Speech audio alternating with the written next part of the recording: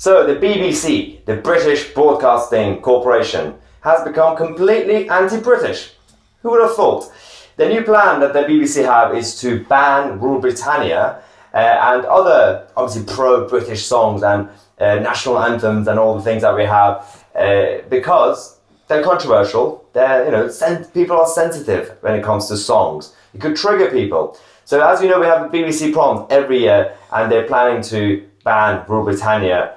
And today we have a special guest, as usual. It's Sunday. And Andrew Walker, welcome to the show. Well, I'm excited to be here, literally here. For the first time, we're actually together.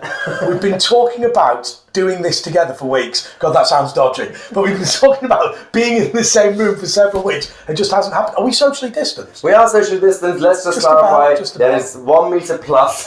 1 metre is a very... I got told that was about 6 inches. Yeah. But let's talk about the BBC, because we have the actual article on the BBC talking about how the chief executive of Grange Park Opera in Surrey, you can't get more middle class than this, whose parents sought refuge in the UK after the partition of India in 1947, is among those who would cheer the removal of the songs. Said that I don't listen to the Land of Hope and Glory and say, thank God I'm British. It actually makes me feel more alienated. British beat India, we can't say that, and that is what the song is celebrating, she said. Well, in reality, she's talking nonsense. I'm Persian, I came here as a kid, my mom was a political refugee, and when I hear Rule Britannia or Land of Hope and Glory, it makes me feel British. What I don't understand is, so my family are immigrants to the UK as well. My dad's Greek, my mum's Irish. Now, look, you don't have to come to Britain. If you hate the place, if you hate Last Night's the Proms, if you hate Land of Hope and Glory,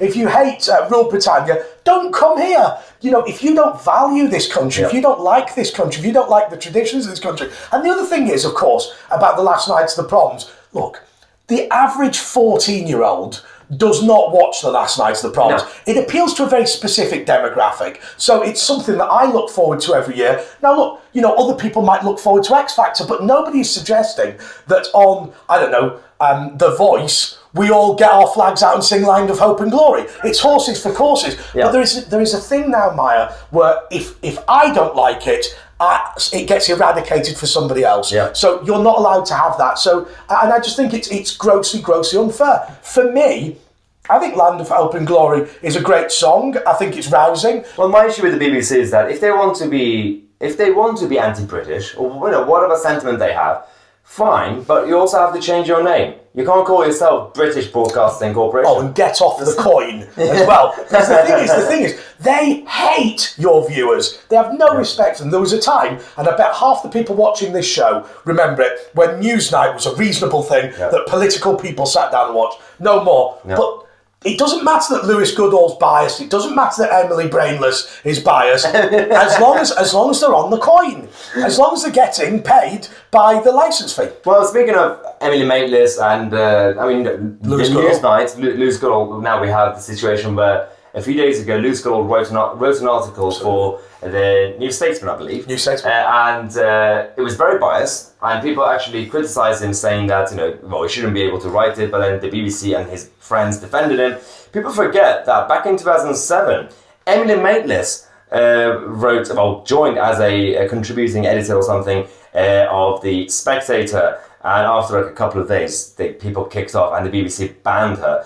So the BBC journalists were banned from writing about political and controversial events in newspapers or magazines. The ban meant several BBC journalists had to give up their newspaper columns, including John Humphreys, who wrote for the Sunday Times. Now, at the time, one of their spokespeople have said that this was entirely the BBC's fault. Emily Maitlis was wrongly advised in light of our guidelines. She should never have been given permission to become a contributing editor. Now, my problem is, that happened. There was a time, the BBC have always been bad, we know that. Yes. But not this bad. This is 2007, not that long ago, but they were still cautious about these sort of things. Now, when Lewis Goodall does this, they don't mind, they defend him. I think they've given up on the pretence, which I think is sad, really, because, look, I've got some sympathy with the BBC being full of metropolitan liberal elites, right? Because look, ultimately, if you've been to, I don't know, Wellington School in Cambridge and you live in Islington, obviously you want to work at the BBC, right? That's not a bad thing.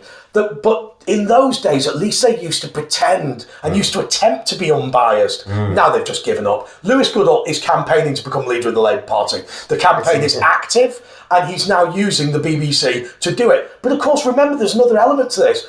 You know, we always talk about Mike Graham, and I know so many people on the My Tousi channel listen to Mike Graham. You know, he's got more listeners than Newsnight. And remember, talk radio's only existed 4 or 5 years. And Newsnight's been an iconic brand for decades. They're running it into the ground, but they just don't seem to care. And the reason they don't care is there's no market forces on them. They still get paid through the licence fee, whatever they do, no matter how many. So what they do is they're creating their own little hobby horse for 1 or 2 of their mates in Islington and Hampstead. Nobody else watches this rubbish. And of course, they still make an absolute fortune. No, and I think what you mentioned earlier in terms of they're not even pretending anymore. No. They've given up. They're like, you know what, everyone knows what we are. I mean, they still have to not say it because of the Charter and Ofcom, but we know exactly what they're doing. They spend, £100 million on the diversity programme. I mean, what's going on there? You have this, you literally have a website dedicated to their diversity and inclusion. Diversity includes everyone. I mean, who said otherwise? No, they're all white. They are all white. And they're all white. But of course, the thing is about the diversity and inclusivity agenda, they are all private school. They have all gone to posh universities. They're all from the home counties. But now they're at the top. They want to kick away the ladder of opportunity to anyone who's white and heterosexual and male. I mean, if you are a white heterosexual male, you are Satan.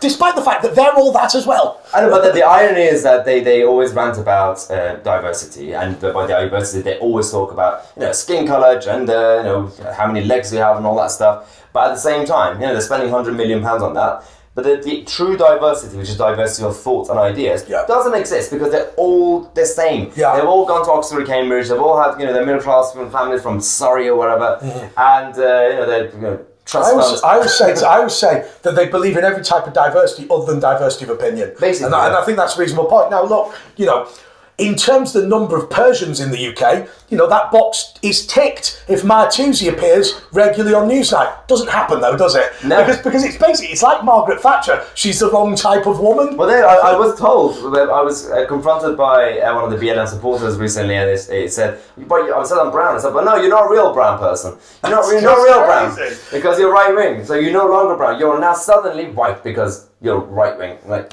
It's crazy. That's what they're called. I'm white now. At least you feel that you can kind of be in with your brethren, so to speak. But I think it is sad, and I think it's sad for the general media environment, because there were always people who moaned about the BBC, and that's fair enough. But now, the visceral hatred of the media. I've got people like my dad who watches this channel who was just saying to me the other day that he just doesn't bother watching the mainstream media news broadcast. There's no point. No. It's just the same old rubbish day in, day out. And to get back to the original point, to see it happening in the arts as well, I think is truly astonishing, because it's become a case of a kind of a cultural Marxism where you just want to remove absolutely everything. And there are people, and this is the thing that amazes me, there are people who come to this country, they hate the fact we're rich because they say we did it off the back of other people.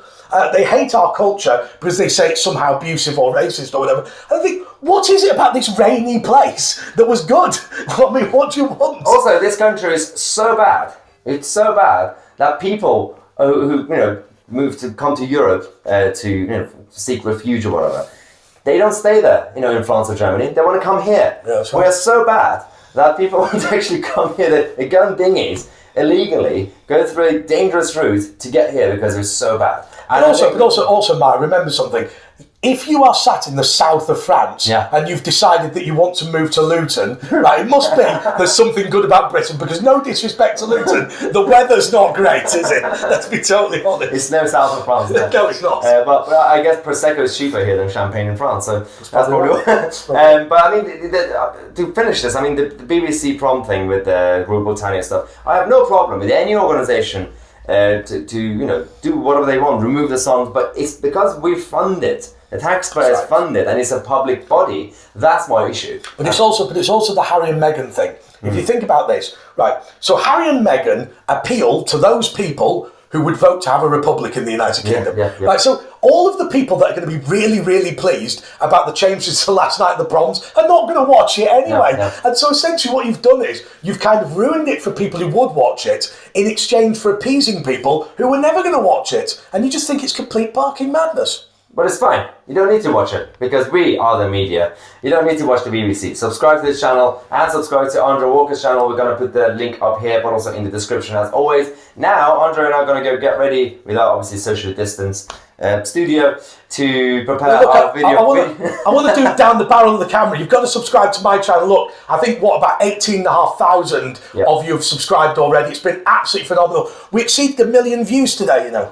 Brilliant. Can you believe that? Congrats. Well, thanks everyone for watching Andre's channel. Thanks a lot, and please do subscribe. And make sure you join the My Tousi channel as well. We have great fun on our Sunday vlog podcast thing. Usually we do it drunk, but today we just did. Yeah, we're actually sober today. We're sober today. But so we're going to get rid of our video podcast.